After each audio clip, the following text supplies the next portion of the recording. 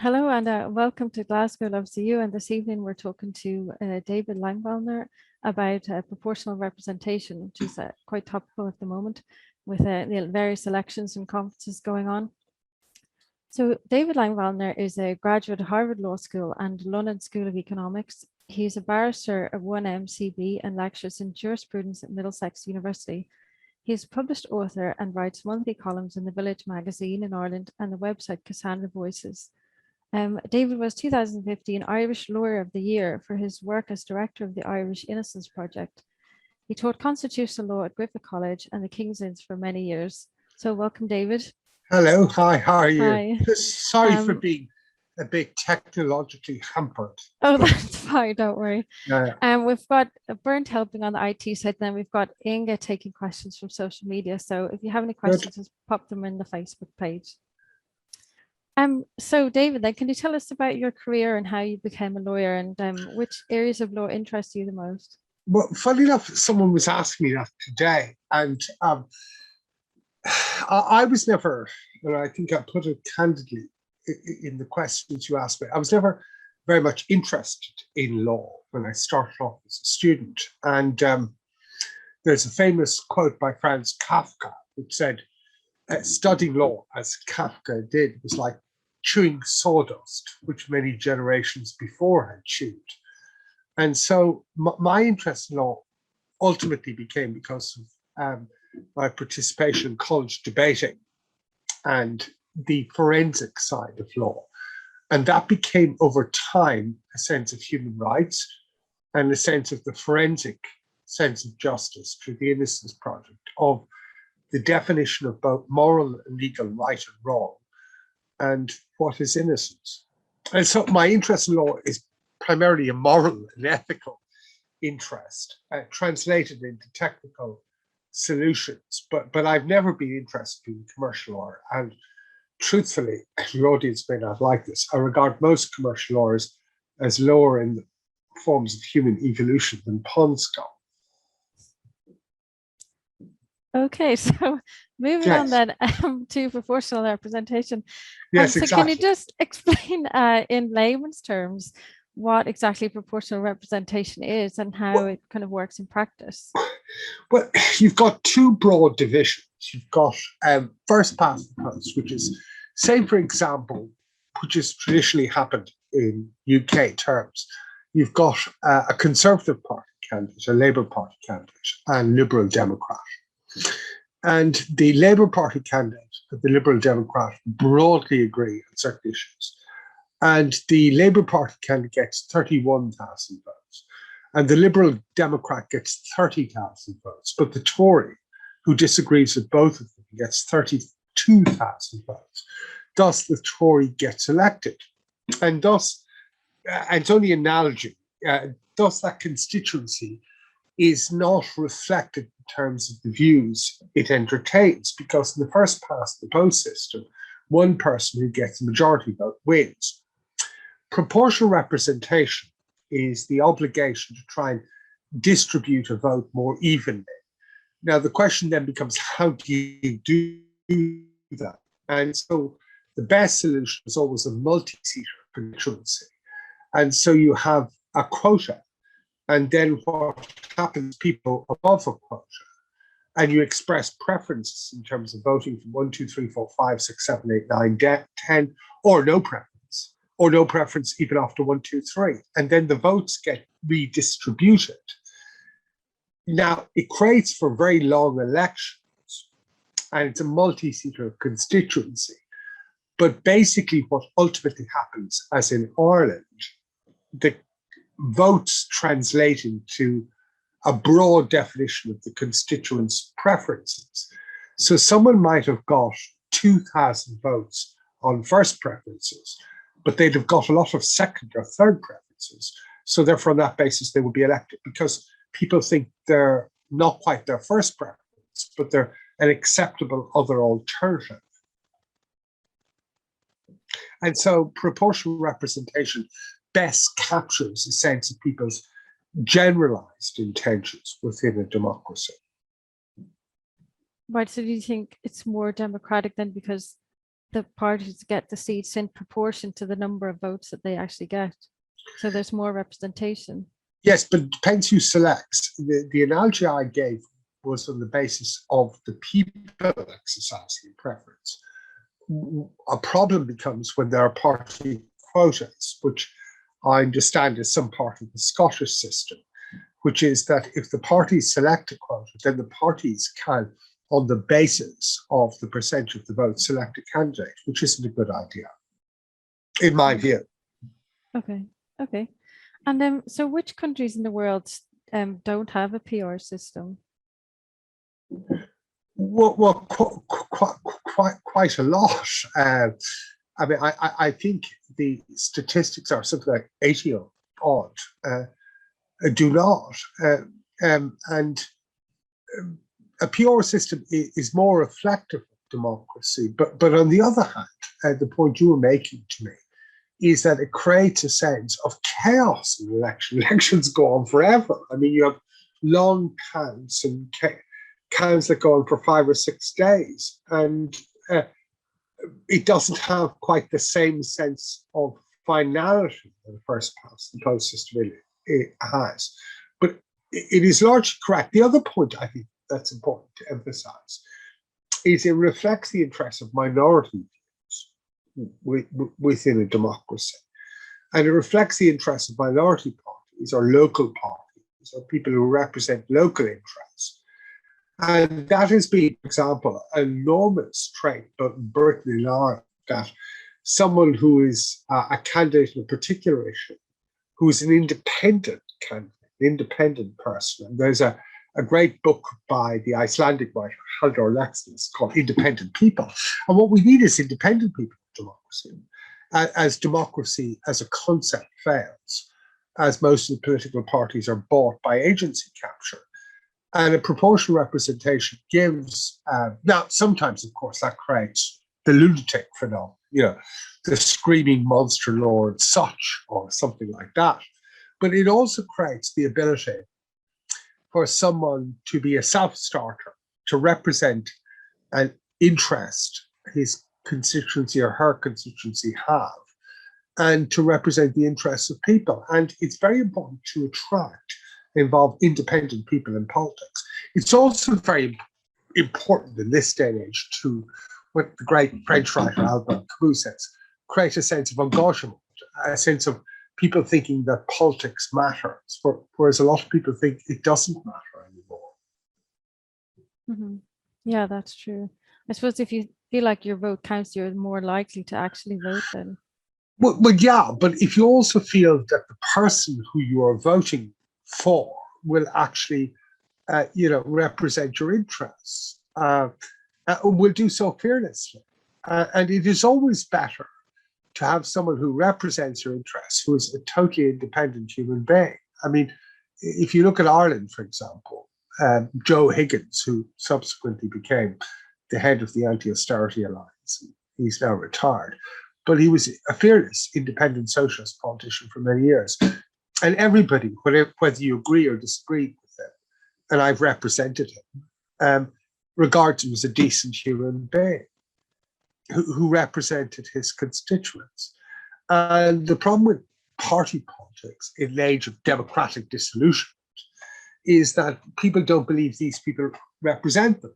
And that's why within a PR system, a Scottish system, I think, of having a quota for political parties is not a good idea. Yes, PR, but not if it's selected by central office. Right. And so speaking of Ireland, then, so Ireland and Malta have a single transferable vote system. So can you explain how that differs from the list system, and why do you think that was chosen for Ireland? Well, I mean, you asked me that, and I'm not quite sure. I think it was historically, at some level, the idea that different vectors of society were represented, but the single transferable vote system works like this. Say you have a 5-seater constituency, and you have X number of voters, and then you have 25 candidates, one tops the poll. it might be the case that even the candidate who gets the 22nd most preferable votes, which happened, gets elected if it's 5 seats, because gradually, as the first or second exceed the quota, their surplus is transferred to the other candidate. So, for example, say you were the 22nd in 25 candidates, but the first exceeded the quota by 10,000 votes and transferred 8,000 votes to you. You could exceed the quota next. That reflects people's, what Ronald Dworkin and others call complex democratic intentions, which is, I suppose it's true of every walk of life. I like you the most, but I like this other person more, as much, but not quite as much. But because I like you the most, I give you my vote. But I think this other person is a worthy representative.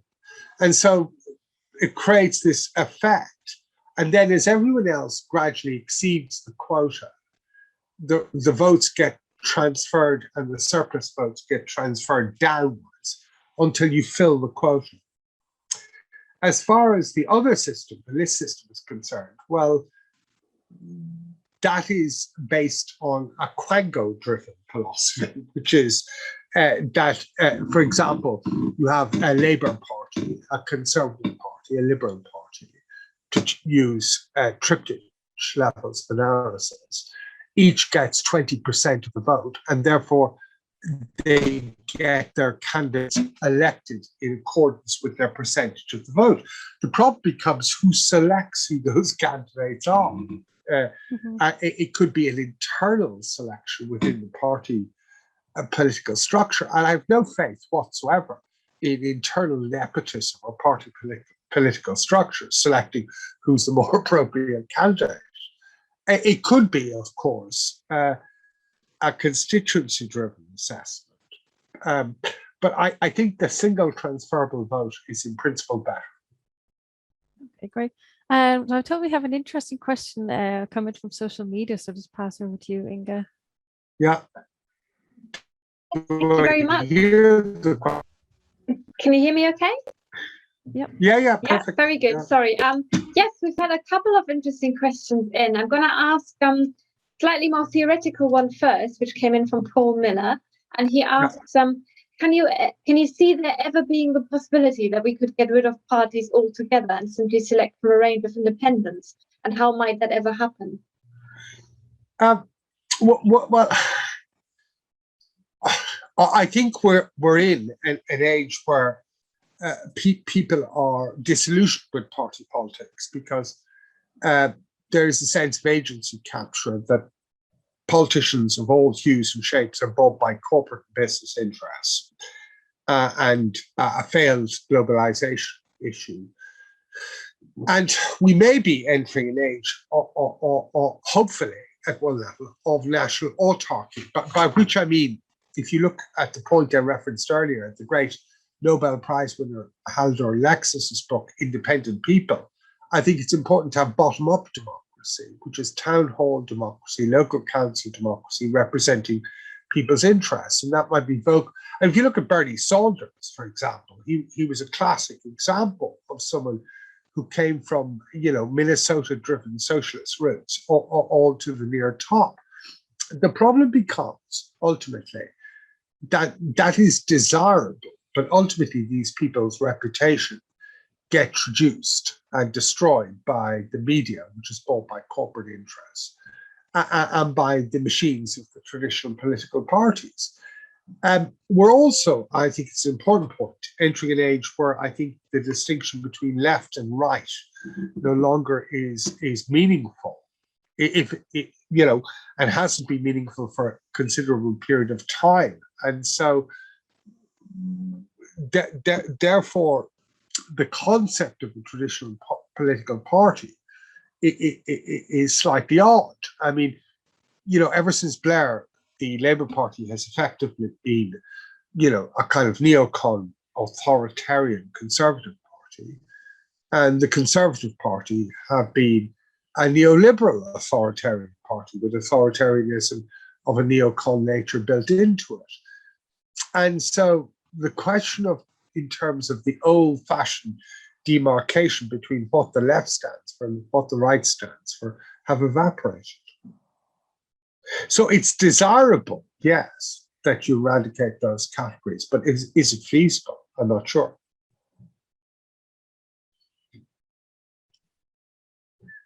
Did you say, Thank Inga, you. there was another question? Yes, there is. So that's a politically charged one. That's coming from Richard Langworthy.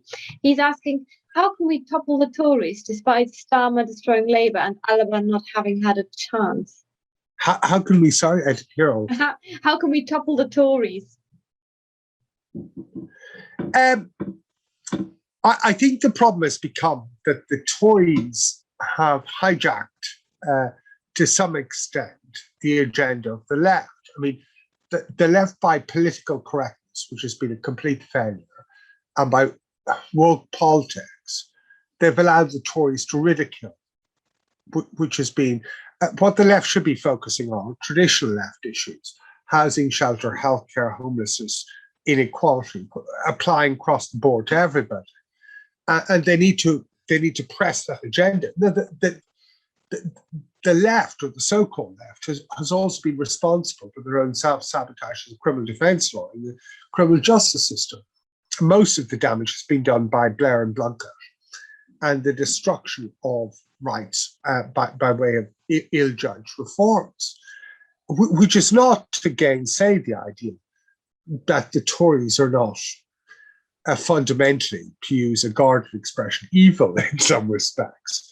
Not that some of the things they say aren't right. I mean, if you look at, say, a classic neoliberal like Lord Sumption, he has spoken eloquently about how lockdown is destroying people's basic civil liberties and rights. And he's entirely correct about that. And you haven't seen someone from the left say it with quite the same extent of vigor. But the left needs to recapture its Bevanite, Crosseldite, to use a sense of contradiction, a sense of integrity and purpose. So it represents the interests of now just not working class people, but middle class people, and confronts the most important issues affecting everybody, which are poverty, inequality, social division, tribalization, and a sense of the massive pervasive destruction of incomes in almost an ecocidal universe, an economicidal universe. But the left is not seemingly confronting. Yeah, I think you're probably right at a number of points there, definitely.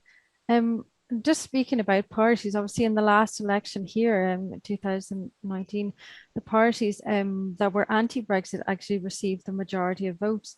But because the votes were obviously spread out among the parties, the pro-Brexit party won. So how do you think the PR would have changed the results of the last election?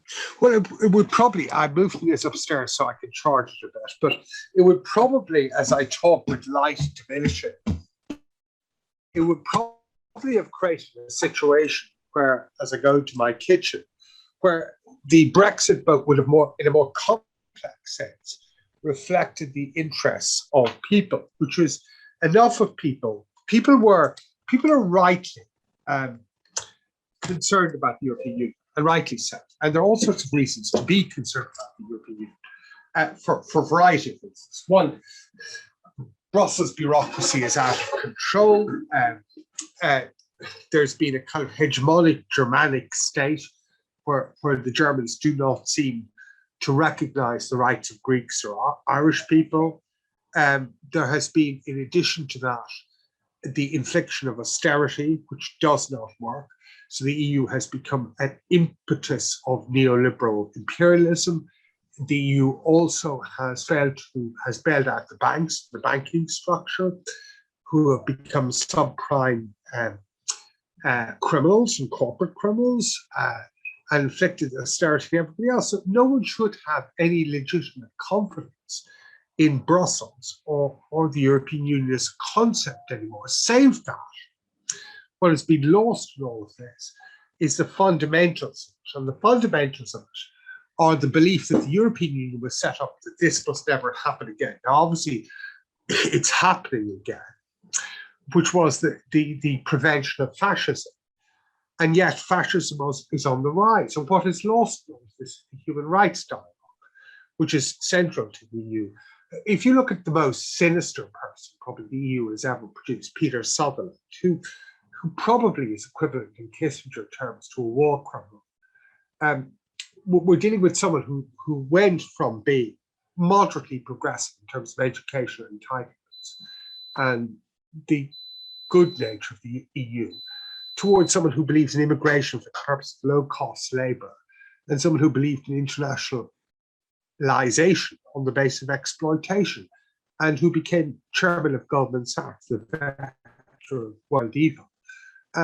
So you can understand the impetus behind the Brexit analysis from the British point of view, but equally, I think the Brits have got more than they've bargained for.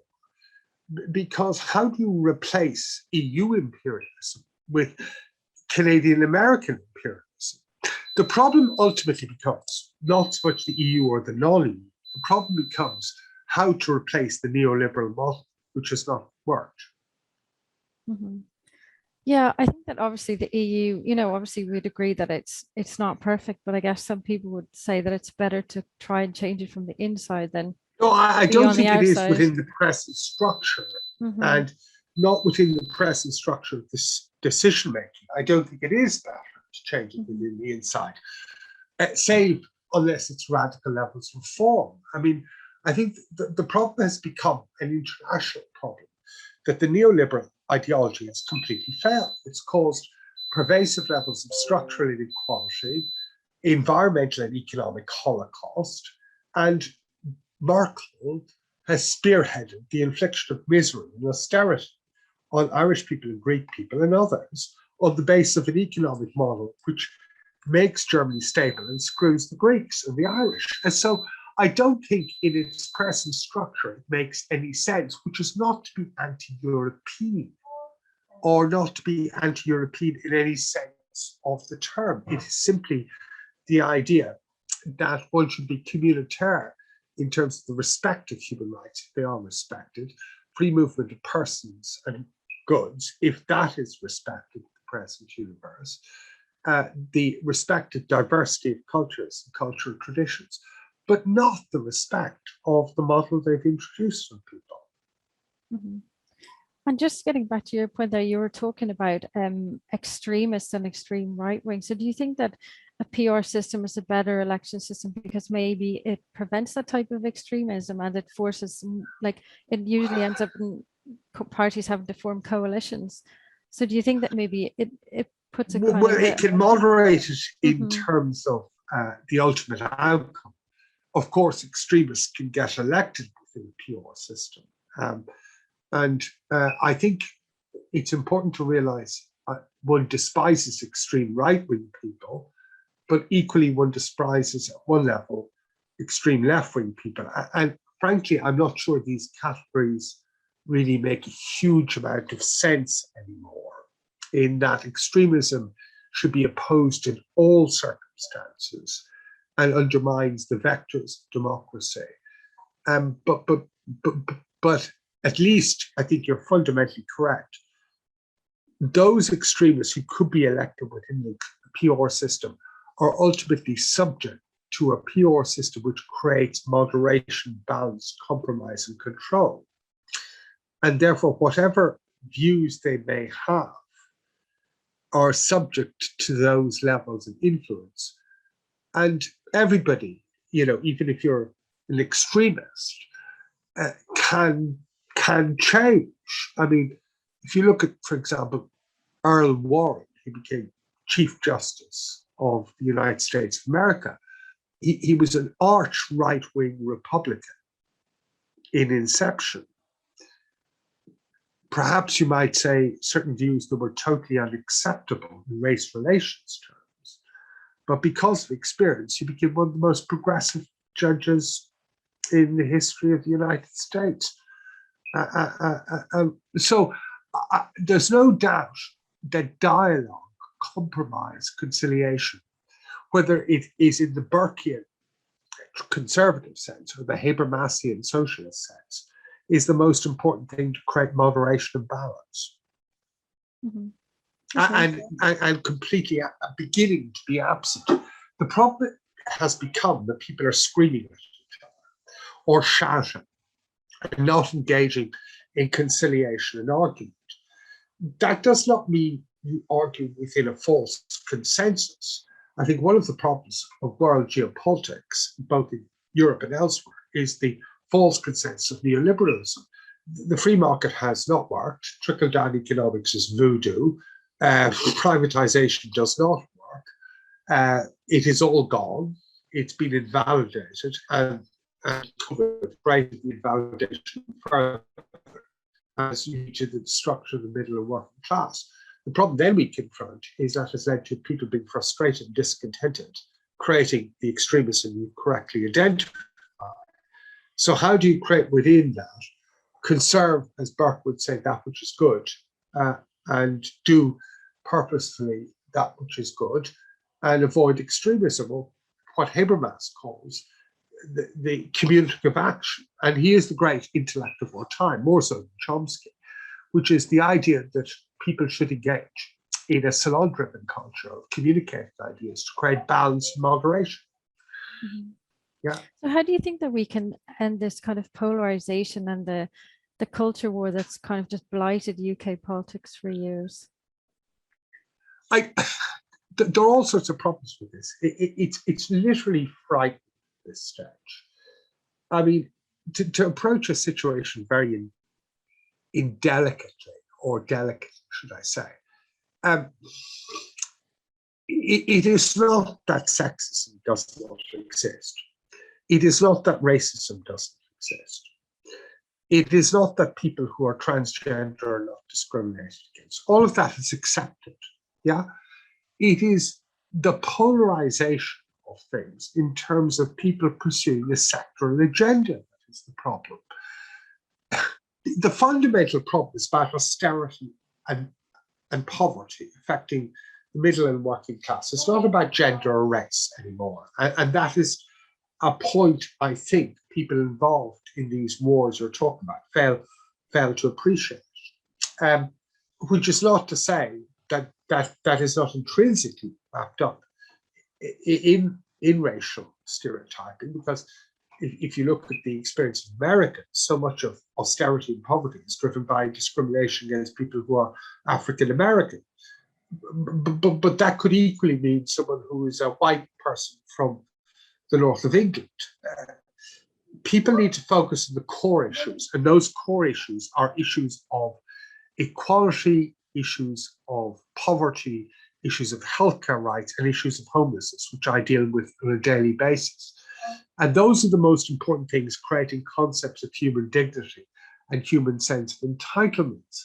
And gradually you see a sense of where human dignity and human entitlements are being eroded, and a sense that people, that whole neoliberal mindset, you're not entitled to healthcare, it should be privatized, you're not entitled to a home. That sub-American mindset is destroying lots of things. Yeah, that's true. I think we've got a couple more questions in from social media, so we'll just see if we can squeeze some in before the end. Yeah, sure. Let me just close the door here. Sure. Sorry, yeah, go on. Yeah, someone has disagreed with what I have to say. Yeah, go on.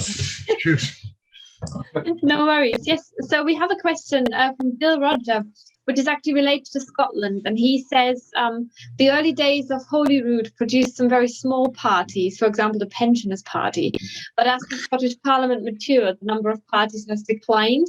So is that an inevitable tendency? And does it reflect a growing disinterest on the part of these smaller fringe parties to actually be involved in politics? Sometimes smaller fringe parties can be a linchpin.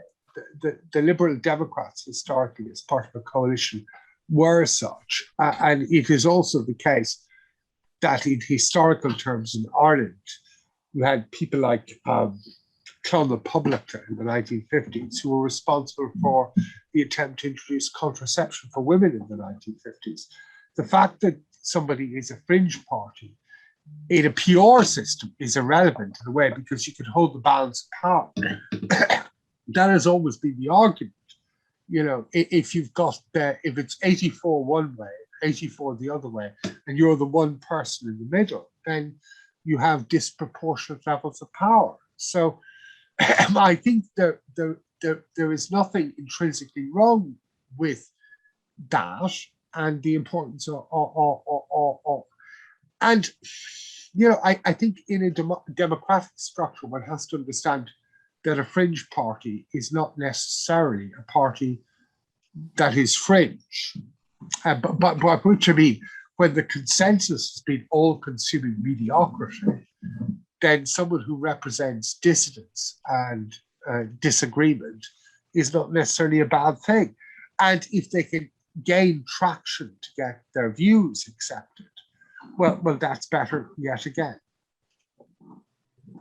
Okay, thank you. And I want to ask one more from Stuart Bailey Strong, which has just come in, which is maybe a little bit critical of proportional representation, because he asks, surely Nigel Farage got his publicity thanks to the proportional representation system of the EU elections?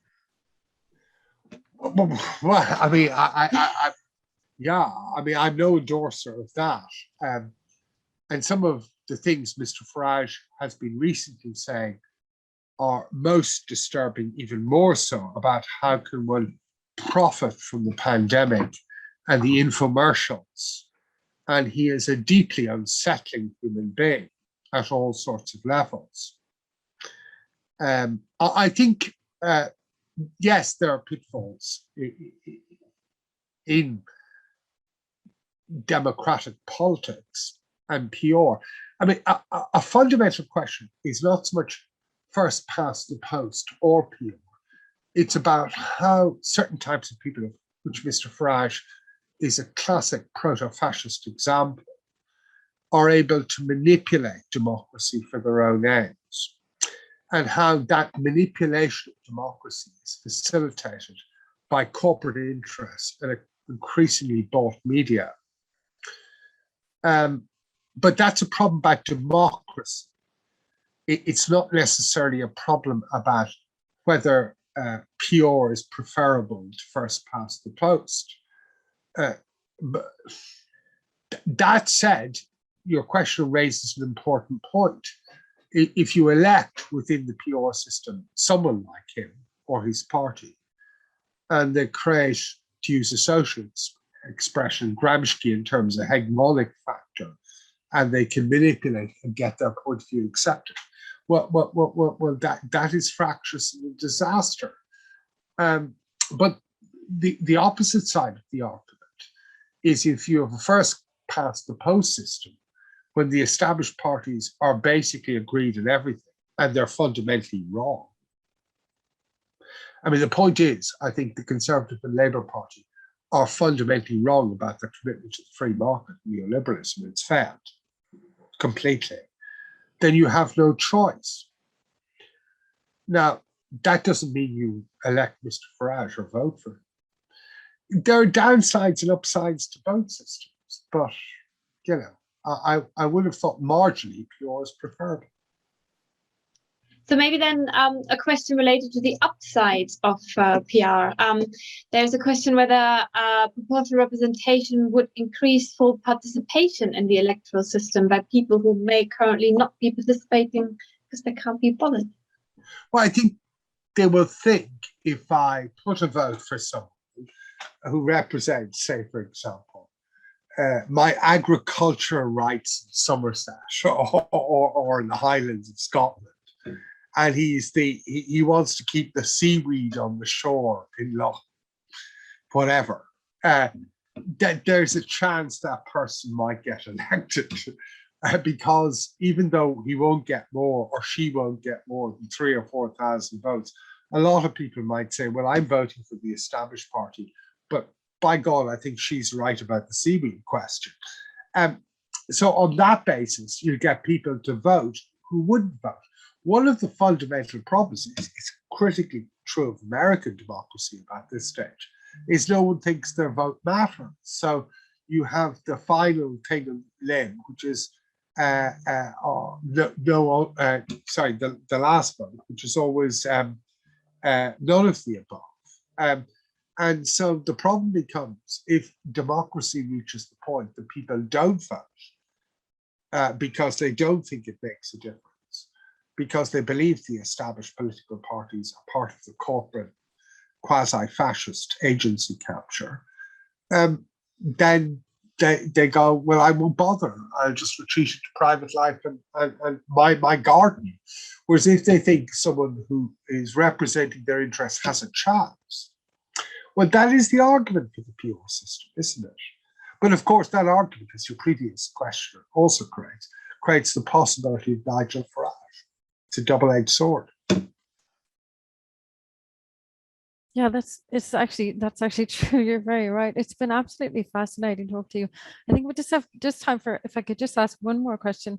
Sure, Do you have sure. any advice for campaigners or like actively campaigning for PR right now?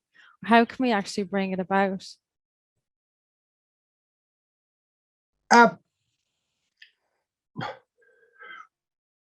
Well, I suppose it is at one level a time of historic opportunity because there is a worldwide lack of confidence in the concept of democracy. And that is for the point I mentioned already, which is that both the Labour Party and the Conservative Party in Britain are neoliberal parties. They bought into an economic ideology which has failed completely and is destroying the planet rather quickly, more quickly than people think it is, creating economicide and ecocide. And they are so bought or so driven by mediocrity that they can't see the wood from the trees. So, but the question then becomes, how does a populist NGO type intergovernmental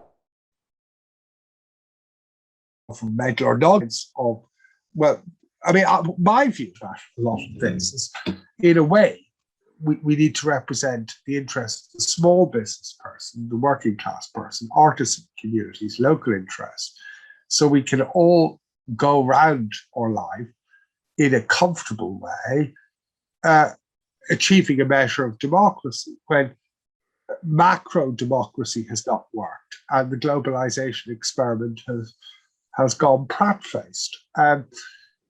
So the argument for PR is pervasive, but the question becomes, how do you orchestrate a campaign to do that? And the transliteration of the imperfect Scottish system or the imperfect Irish system into convincing English people or Welsh people that they should be more representative. It would be mostly good, I think. You'd have, the sheep candidate in Wales, to use an example, and you'd have an addressal of the sort of issues that make difference to most people, and then a focus on local issues, which is not to be despised in an age where I think people have become disillusioned with globalization and what it has achieved. But all of this involves a band of brothers. And the question becomes, I see so much in my representative capacities, and I see so much of people I've represented of these dispersed NGOs and interest groups. And I've been very much involved in housing litigation in Ireland and practically in Britain. And, they're not orchestrated or organized. And what I think is the need almost for a citizens forum, let's create a citizens forum to create the need for a bottom-up democracy, which the great theorist Justice Amartya Sen argued for, dealing with people's local capacities and needs and trying to achieve that. And PR assists in that process. And an understanding that a bottom-end democracy politician is less liable to be bought. Okay. Brilliant. Well, hopefully you've given some inspiration to some. Well, hopefully, I campaigns. don't know. Certain people disagree with me. You might edit that out. Yeah. No, I can't imagine that. Well, a lot of people disagree with everything, but I think the larger point is this: we're dealing with a democratic delegitimation process. It is doubtful to what extent democratic politics matters anymore. And that is because they've been bought by the neoliberal agenda and the interests of transnational corporate interests. And in Ireland, that has reached epic proportions, where the state has become bought by Canadian American vulture funds and cookie funds, which are rendering home ownership an impossibility for future Irish generations and affordable living structures. And globalization has been a disaster in some respects. That is not to gainsay the European agenda of globalization insofar as it protects human rights, but that's what we should be focusing on. And those human rights we should be focusing on are shelter, housing, healthcare, a minimal standard of living, a degree of tolerance and cooperation, anti-racism, anti-extremism, the importance of freedom of expression in ever repressive age. And PR may contribute to that because it may create the element of chaos that is necessary to achieve that. Well, it's been absolutely fascinating talking to you. I think maybe it's time to start your own party. I am not a politician. I have no political agendas or interests whatsoever. I have no ability as a politician. I'm far too abrasive. Not at all. Anyway, it's been really good talking to you. Thanks very much for joining us this evening. Okay, could you send me the link when it's up? So sure. I can see how embarrassing I am. Okay. No problem. Bye-bye.